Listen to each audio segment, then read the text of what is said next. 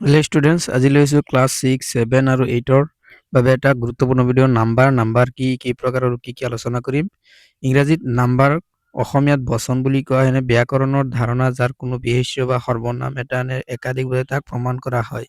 প্ৰধানকৈ যিবোৰ বস্তু আমি গণনা কৰিব পাৰোঁ তাক কাউণ্টেবল নাউন, সেইবোৰক নাম্বাৰ সলনি হয়। ইংৰাজী ব্যাকৰণ প্ৰধানকৈ নাম্বাৰ দুই প্ৰকাৰ: ছিংগুলাৰ নাম্বাৰ একবচন, প্লুৰেল নাম্বাৰ বহুবচন। ছিংগুলাৰ নাম্বাৰ একবচন: যি বস্তু যেতিয়া কোনো এটা বস্তু, ব্যক্তি বা স্থানক বুজায় তাক ছিংগুলাৰ নাম্বাৰ বুলি কোৱা হয়। উদাহৰণস্বৰূপে যেনে বুক এখন কিতাপ, বয় এজন ল'ৰা। তাৰপিছত কেট এটা মেকুৰী বা এজনী মেকুৰী। প্লুৰেল নাম্বাৰ বহুবচন: যেতিয়া এটাতকৈ অধিক বা দুটা বস্তু বা ব্যক্তি বা স্থান বুজায় তেতিয়া প্লুৰেল নাম্বাৰ বুজোৱা হয় বা প্লুৰেল নাম্বাৰ বোলা হয়। উদাহৰণস্বৰূপে চাই যোৱা। উদাহৰণস্বৰূপে আছে বুকছ কিতাপবোৰ, বয়জ ল'ৰাবোৰ, বা তাৰপিছত আছে কেটছ মেকুৰীবোৰ। তাৰপিছত চাই যোৱা ছিংগুলাৰৰ পৰা প্লুৰেল কৰাৰ নিয়মসমূহ, ৰুলছ নীতি নিয়মসমূহ চাই যোৱা।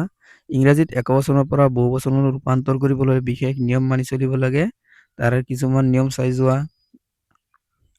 সাধাৰণতে শব্দৰ শেষত এছ যোগ কৰি বেছিসংখ্যক ইংৰাজী নাউনৰ শেষত কেৱল এছ বহুৱাই বহুবচন কৰা হয়। উদাহৰণ চাই যোৱা।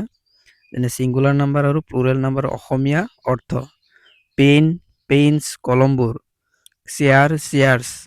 অৰ্থ চাই যোৱা। Dog dogs.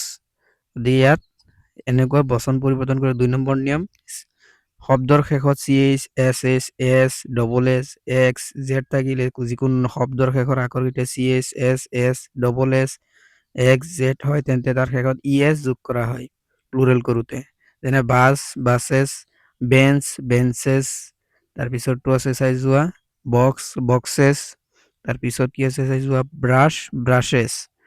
তাৰপিছত ব্যতিক্ৰম এক্সেপশ্যন: যদি CHৰ উচ্চাৰণ প্ৰথম চ নহয় কেৰ দৰে হয় তেন্তে কেৱল এছ যোগ হয়। যেনে মনাৰ্ক মনাৰ্কছ, ষ্টমাক ষ্টমাক্স। 3 নম্বৰ নিয়ম: শব্দৰ শেষত ৱাই থাকিলে নিয়ম যদি ৱাইৰ ঠিক আগৰ আখৰটো এটা কনচনেণ্ট বা ব্যঞ্জন বৰ্ণ হয় তেন্তে ৱাইটো কাটি তাৰ ঠাইত EIS যোগ কৰিব লাগে। যেনে বেবী বেবিজ, চিটি চিটিজ। নিয়ম খ: কিন্তু যদি ৱাইৰ আগৰ আখৰটো এটা ভাৱেল AIOU তেন্তে সেই ৱাই সলনি নহয়, কেৱল শেষত এছ যোগ হয়। যেনে বয় boys, toy toys, play place, কি কিজ। শব্দৰ শেষত এফ আৰু এফ ই থাকিলে সাধাৰণতে শব্দৰ শেষত ইয়াত VES যোগ হয়। যেনে লিপ লিপছ, থিপ থিপছ, নাইফ নাইফছ। তাৰপিছতটো চাই যোৱা ব্যতিক্ৰমী কিছুমান শব্দৰ শেষত কিছুমান যেনে এছ যোগ হয়। যেনে ৰূপ ৰূপ, চিপ চিপছ।